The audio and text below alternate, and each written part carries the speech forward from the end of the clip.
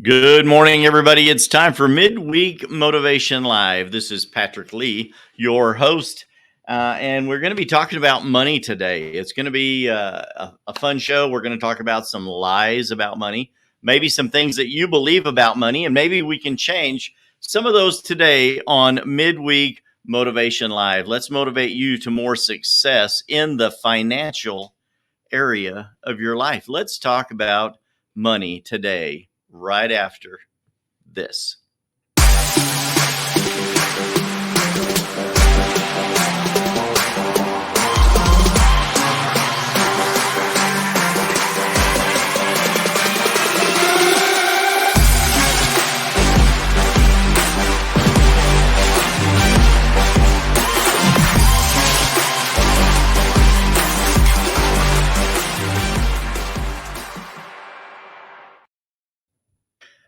I hope you all are doing well today.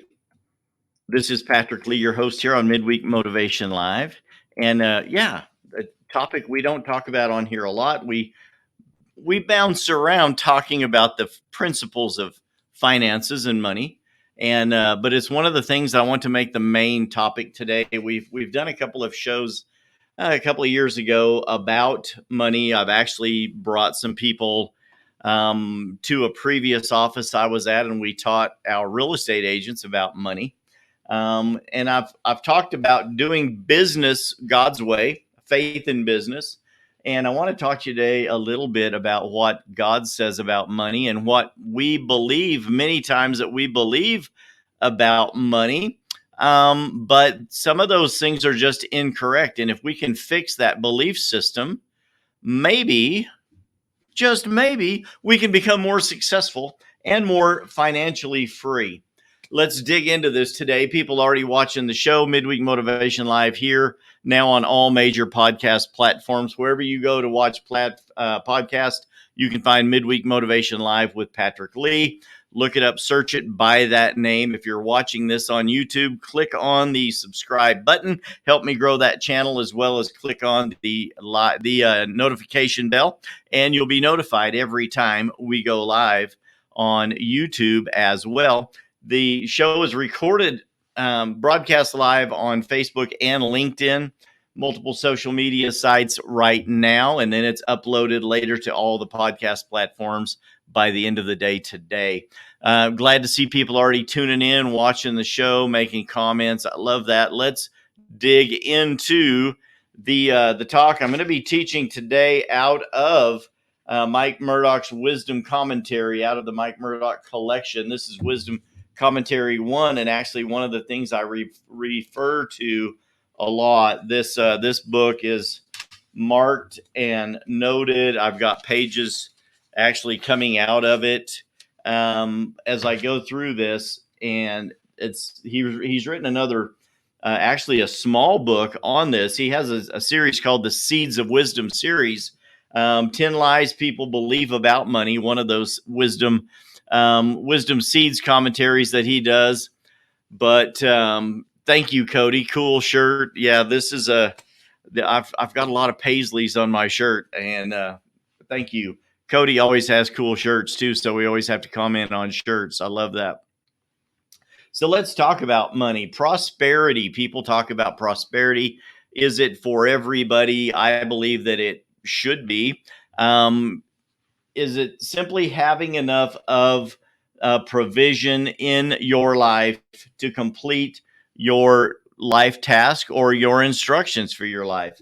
Have to put all of the other devices on silent. My phone, everything else has been blowing up all morning. I was out of town at an advance for a couple of days with the Texas Realtors Leadership Program.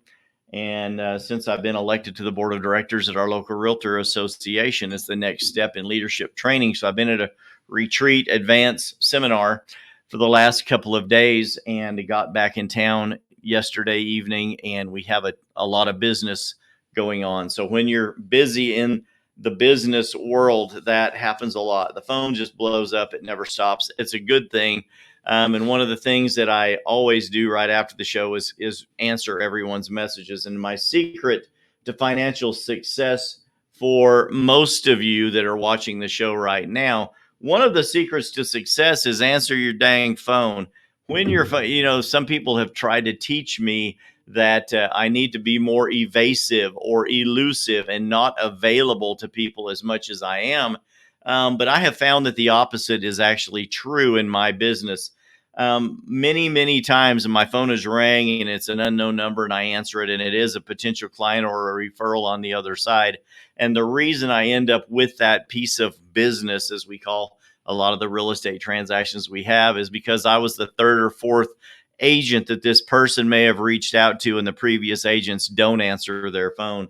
So you can make yourself so elusive that people stop calling you if you don't answer the phone. But if you take messages, set a time and quickly respond to those. Here's a money secret. Respond to your messages. Number one, answer your phone. Number two, call people back.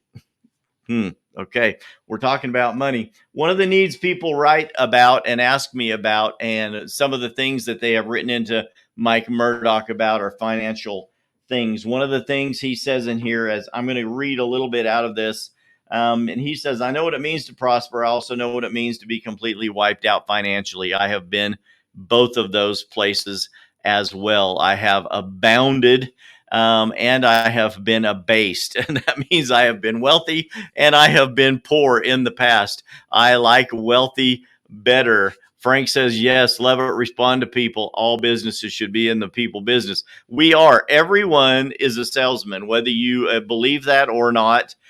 We are all salesmen. We are selling ourselves daily. We are putting ourselves out there no matter what it is that we do. People are buying you. So you're really selling yourself if you have anything to do in a job, a business, a ministry, whatever you do. If you are promoting anything, you are a salesman. And call people, answer your phone, return calls. We are in the people business. But he says one of the tools that Satan uses to destroy incentive, goals, and joy of accomplishment is financial difficulty. How many of you can attest to the fact that many of the relationship problems you have with your spouse or friends comes down to money?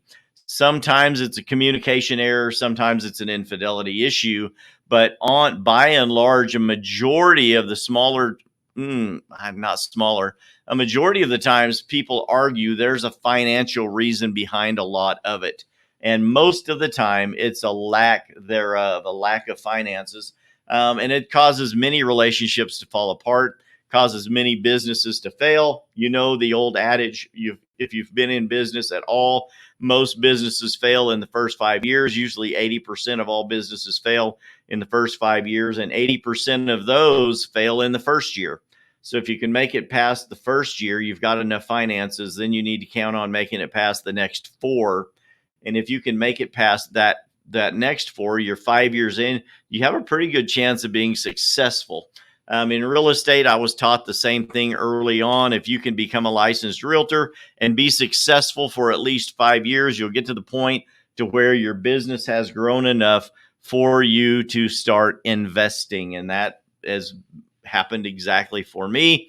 I was in a partnership previously when I got into the industry, and then I started started becoming financially successful at year 5, and then I went out on my own 3.5 years ago and started my own team, my own real estate group, and the same thing has proven true here if you follow these concepts. So one of the things that I stopped believing are the lies people tell me about money.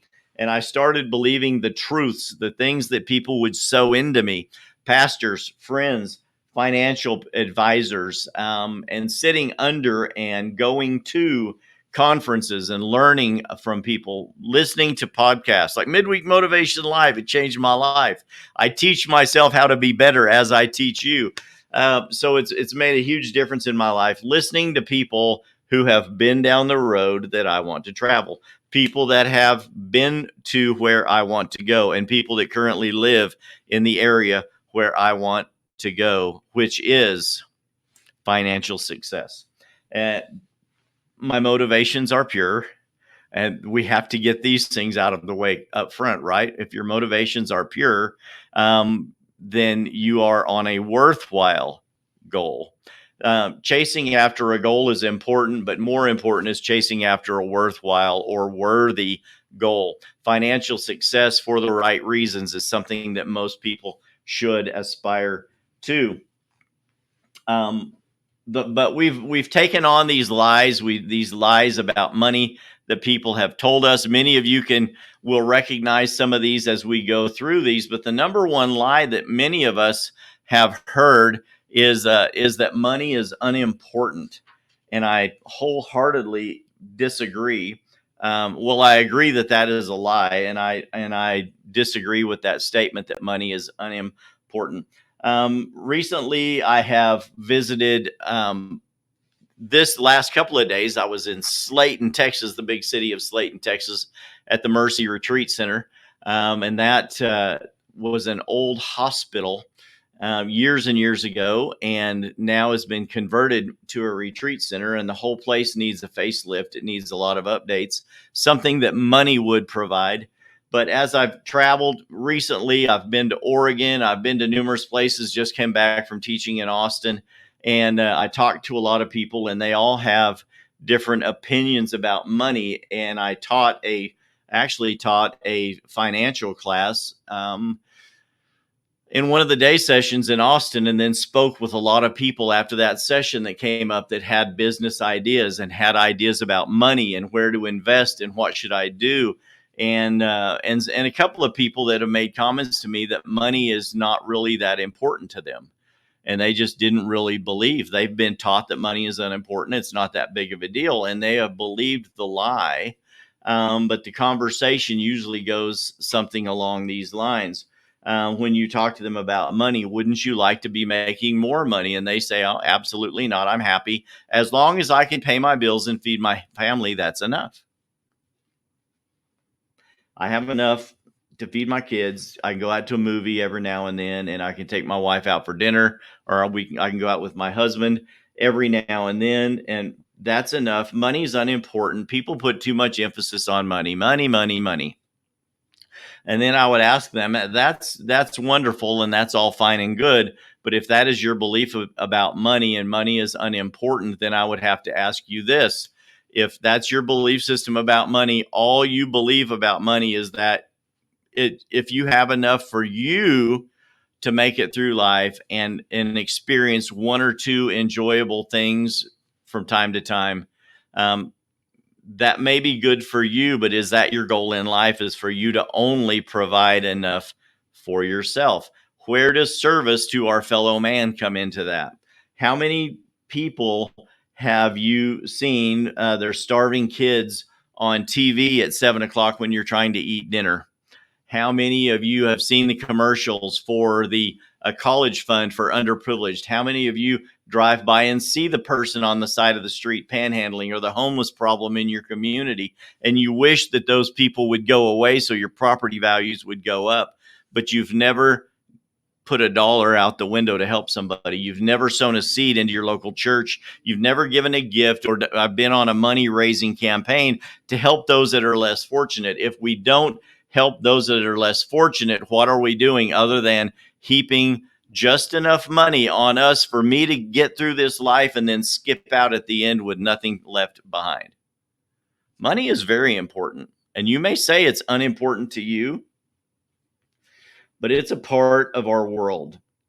The reason people count their money is because money counts.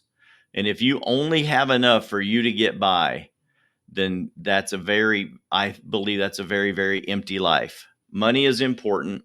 You need to have enough to help others. Money is the power portion of the world. With money, we bargain, trade, and exchange our way through life. Shelter, food, medical care, education, and even self preservation involve money. Money is a basic method of communication between human beings in war or peace, love or hate. Money speaks. Money is very important. Number two, money is evil. How many of you have heard this one? Money is evil. No, money is not evil.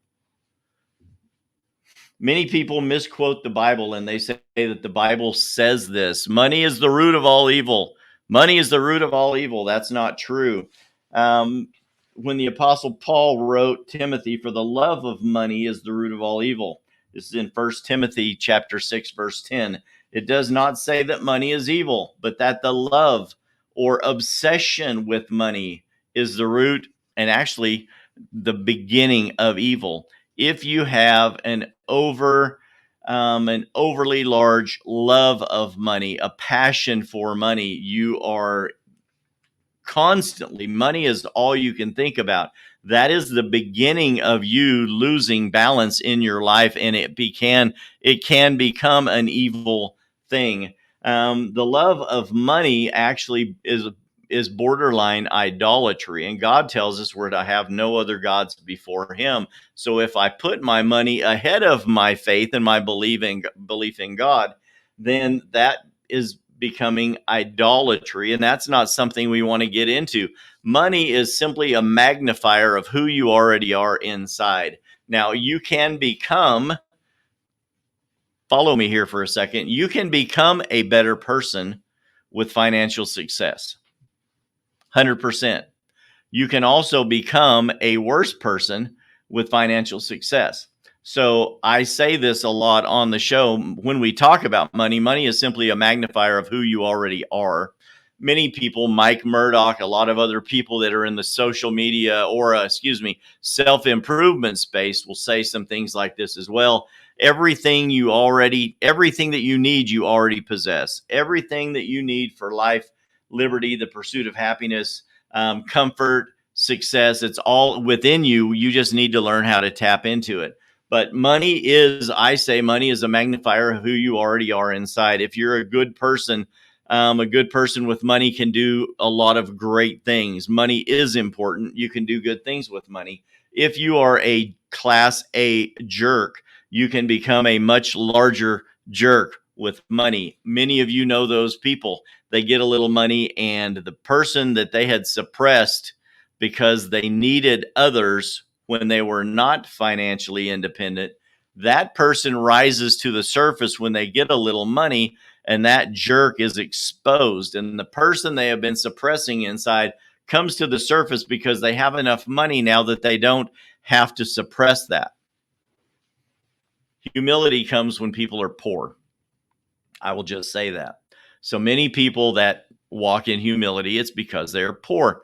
And if they get some money, that evil man inside, the person that they've been trying to hold down, comes to the surface. When you don't have enough money for that, you are much more humble because you need the help of others, the relationship with others, just to survive. But if you are truly a bad person inside, number one, you need to talk to Jesus and get that under the blood and get that taken care of. And you can change that heart of evil and become a good person, and then money can become a good tool for you. But if that's your mindset, is that the love of money, or that the money is the root of all evil, you need to change that, because it is that bad attitude of the love of money that can turn to idolatry. A good person does good things with money. God in the Bible, in Haggai, Mike Murdoch writes in Haggai 2:8 says, "The silver is mine and the gold is mine, says the Lord of hosts." God is the owner of all wealth. God owns the cattle on 1,000 hills. Many of us have heard that. God is the giver of wealth as well. In Deuteronomy, it says, "But you will remember the Lord your God, for it is He that gives you power to get wealth." We've talked about the parable of the sower multiple times on the show in the past. That God tells the story of the talents, and and He gave the talents 10 to one, and 5 to another, and 1 to another. And the person that received the 10, he multiplied the 10, gave that back to the master. And the person that received 5 multiplied that back and gave it back to the master. The person that received 1 went and buried it and said, "You are a hard taskmaster, and I saved what you gave me, so I didn't lose it, and I am here giving it to you back," thinking that would make the owner proud. But he called him a wicked and slothful servant, said, "You should have at least put the money in the bank that I could get some interest on it." So he took that he had, and he gave it to the person that had 10 and multiplied it and doubled it. And that teaches us that if you do not have the power to gain wealth, even that which you have will be taken away from you, right? It'll be taken away from you and given to the person that knows how to do something with it. So it's not the money that's evil, it's your attitude about evil. If you love money, then that love will get in the way of your relationship with God.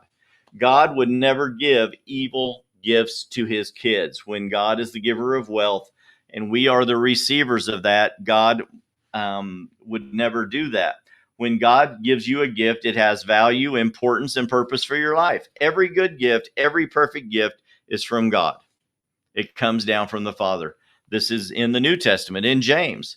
So God would never give evil gifts to his children. It's the misuse or abuse of money that can be destructive, not the money itself. Fire destroys homes, beautiful forests, and kills human beings. Yet, when properly controlled, it is a tremendous tool. We need fire for cooking food, warming our homes, and running automobile engines, correct? So, fire in the right use is a good thing. When it's abused or misused, it becomes a bad thing. Floodwaters have drowned many human lives, and it's right now it's running rampant across multiple third world countries. They're being flooded out in epic proportions. It's never happened before. It's happening now. But when properly controlled, that water saves lives. It's what we need. It's a life-giving resource. So money is the same way. It's a resource. It comes down from God the Father, and when properly used, it is good for us. Lie number 3, money never hurt anybody. How many of you have heard this one before? Money never hurt anyone. This truth is undeniable. Money will affect you. Why? Because what is behind the mysterious magnetism of gold? Men have killed for money. Men have deserted their children and their wives in search of gold and money. You see, the basic craving of man is a sense of worth, a sense of importance, and money represents power, influence, achievements, and security. That is why money itself can be deceptive when used improperly. Jesus referred to this as the deceitfulness of riches. It's not the money itself that hurts you, but that deceit arrests your spiritual development. It gives you a false sense of security. A wise and wealthy ruler advised, riches are not forever, and riches certainly make themselves wings and fly away as an eagle towards heaven when not managed. The Bible tells us in Proverbs. Money can produce pride, and this is a spiritually devastating case. Whatever consumes your time, whatever you think about most, really becomes your God or your idol. And that, like we said in the previous fact, can be money when out of balance. God refuses to compete and guarantees that he that trusts in his riches shall fall. So the lie is money never hurt anyone. Money can hurt you if you get that love of money out of balance. If you put your trust in money, you can be let down. Money can come and money can go overnight. Many fortunes have been made overnight and lost overnight because people get their focus on the money itself and not on the giver of gifts, which is God. The next lie: money is a cure for your problems. Can money cure your problems? What do y'all think? I know money can be a great placebo. It can put a band-aid on some of your problems, but does money really cure your problem? Unfortunately, the opposite is true in many cases. The rich sometimes feel that their friendships are fragile and plastic based on their possessions and not themselves. Bitter, frustrated, and lonely, some have even committed suicide over this. How many of you have friends that you feel only like you because of your financial success? Friends, relatives, family members. When you had none, no money, very limited resources, how many relationships did you have? Were you good at developing those relationships with people in your times of lack that have carried on into your times of blessing? Or have miraculously some relationships just shown up, new friends have shown up because of your finances? Think for a moment, are you still content with the last salary increase you made? Probably not. you probably had the thought process that if you could get a raise on your job, you would be happier, more of your bills would be paid, and all of your problems would be gone. But how many of you know that your budget always grows to fit your income? And if you start making more money, somehow you automatically add more expenses into your budget, and you are simply suffering from lack on a higher level. I've been involved in many financial services companies in the past, multi-level marketing companies, and they always teach you to dream build.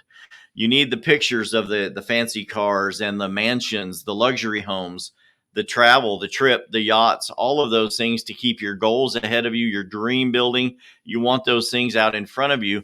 But if you do not have those goals, you will never go for it. You won't actually do the work to go out and achieve the level of success that you want for yourself and your family.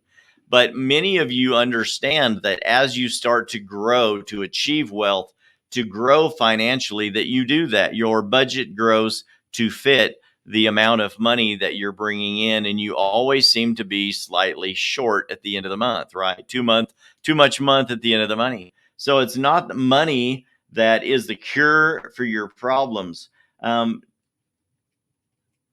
He that loveth silver will not be satisfied with silver, neither will your eye be satisfied with riches. It seems like once you start getting more, it's not enough. So that money might be a small band-aid for a problem, but until you get the root cause of your love for money or your need for all of these things in your life under control, money is just a placebo effect. It's a small band-aid, but never a cure for the problem. Many people start experiencing more problems and they start throwing money. How many of you have ever thrown money at a problem, expecting that problem to go away because you have the money to solve it now? You haven't solved the problem, you've just thrown a band-aid on it. So you've eased the pain in the short term, but you still have to go back and fix that problem. Money is not a cure for your problems. One of the final lies we're going to talk about here is that some are gifted for wealth and some are not. And I've had many people say it's good for you to say, it's easy for you to say you've done a little work, but you've done well. You have the gift of gab. You love people, your relationship building. So money automatically comes to you. You run in circles where there are people that have money. So money automatically comes to you. And there are people that say, it's my lot in life to just not be financially successful. I am destined for poverty, and that is a lie from the pit of hell. This ridiculous lie has destroyed initiative, drive, and motivation in many would-be winners throughout the world. Many capable people have believed whatever is now was meant to be, and that is utter nonsense and foolishness. Hard work means prosperity. Only a fool idles away his time. Work hard, become a leader, or be lazy and never succeed. That's what Proverbs says. Work brings profit. Talk brings poverty. We're talking today, so don't get off on that. But because we're talking about how we can work harder to become more successful. Exposing the lie, Pastor Frank says. Yes, sir. That's what we're here to do. A lot of people, especially in the church world, but in all walks of life, believe it's their lot in life to be poor. I'm never going to walk in the right circles. I'm never going to have the right idea. Proverbs, I've talked about this before, 12, I think 12:8 talks about I prudence dwell with wisdom and seek out knowledge of witty inventions. And witty inventions are not just inventions. They're ideas, they're books, they're businesses, they're crafted ideas and dreams that cause provision to come into your life. But you have to seek out, you have to be wise, cautious, and seek out knowledge, and you can become successful. How many, rags to riches stories do you have to hear before you get your believer strong enough for you to believe that that can happen for you too? Others are not just destined for success. Some people, a small percentage of people, are born into great riches. A majority of the people that build the largest companies did it from hard work and devotion, coming from nothing. They had very limited resources. And you hear these stories of the person that started with nothing but an idea, and they stuck to their guns, and they went, they promoted, and eventually someone heard them. They listened to their songs, they listened to their business idea, they looked at their invention, and that thing revolutionized the world, and they became financially successful. It's up to you to believe in yourself, as opposed to you believing the lie that you are not destined to be successful. Jesus said, "Give and it will be given unto you," in Luke. Solomon said, "There are those who generously scatter abroad and yet increase more, but there are those who would withhold more than is fitting and what is justly due, and it results only in want and lack. The liberal person shall be enriched who gives liberally, and he who waters shall himself be watered." God explained that financial curse or blessing depends on the attitude of the obedient servant. Blessed shalt thou be, or cursed shalt thou be. In Malachi, it reveals the reason many are not prosperous. And he goes on to say, "Will a man rob God? Yet you have robbed me." And you say, "How have I robbed you?" And he says, "In tithes and offerings." And this is throughout the Old Testament and in the New Testament. The first things that we are not to forget, the things that in the manner that you measure out to others, it will be measured back to you. Give and it shall be given back to you. Pressed down, shaken together shall men give to your bosom. So the lie is, some are gifted for wealth and some are destined for poverty. All are destined for poverty if they will adapt the right mindset to move forward in seed time and harvest, into sowing gifts, into helping those that are less fortunate. And you will be amazed at how much resource can come back into your life. Guys, I hope this has helped some of you today to squash some of these lies we have been told about money, especially that money is the root of all evil. It's not. It's when you take money and it becomes your God, then it can become an evil source, an evil thing. And who you are inside will be magnified by large amounts of resources. So the best thing I can tell you today is to become the person that God can trust. And that starts, the word says that when we can be trusted with little, we will be given more. So if you are not a giver, if you are not a person who is prone to helping those that are less fortunate, I would challenge you to start becoming a generous person.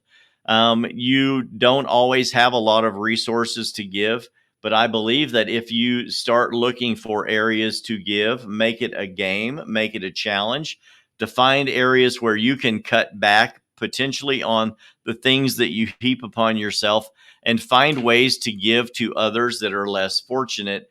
When you make that a challenge or a game, you start and you can collaborate with other people. You start finding ways to be generous to others. You will find that generosity starts being shown back to you. Our pastor, Pastor David Brown, used to make a tithing challenge to people. If you had never been a tither or giver at the church, he would challenge you to pay the tithe, a tenth of your income, to the church, to be put into God's hands to see what God's people can do with it. And if you were not blessed in any way, shape, or form in the next 30 days going forward, he gave you 100% money back guarantee. And in the 20 years, I know that he exercised the challenge. Not one person had the nerve to come back and say, "Nothing happened for me." Every single challenge was met, and God blessed them in some way, shape, or form. Many of those people learn the concept and they become givers. You start sowing seeds into people, you start making offerings and giving gifts to different organizations and helping those that are less fortunate. And you find out that money is a wonderful tool to be put into the hands of the generous person.